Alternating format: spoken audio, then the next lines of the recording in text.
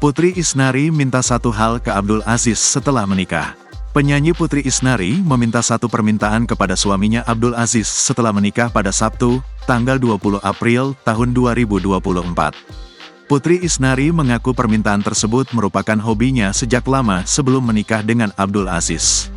Rupanya, Putri Isnari meminta Abdul Aziz untuk tak melarangnya bernyanyi dan ingin tetap aktif menjadi penyanyi. Diperbolehkan, ada Ibu Harisiwi Ahmad yang menanyakan langsung ke Aziz. Jawaban dia, masih dibolehin nyanyi dong. Dia, Aziz, juga menghargai usaha Putri dari kecil, ujar Putri Isnari, dikutip pada laman kompas.com Minggu, tanggal 21 April tahun 2024. Gadis berusia 20 tahun itu sudah membuat kesepakatan dengan sang suami. Bukan tanpa alasan, Putri berujar menyanyi adalah salah satu kebutuhan kesenangannya. Jika tak menjadi penyanyi lagi, Putri takut bakatnya itu tak terasa lagi. Ya, tergantung, apakah suami aku bisa mencukupkan kebutuhan aku? Kebutuhan kan bukan tentang uang. Kayak kesenangan aku kan nyanyi. Itu hiburan aku bernyanyi sembari bekerja.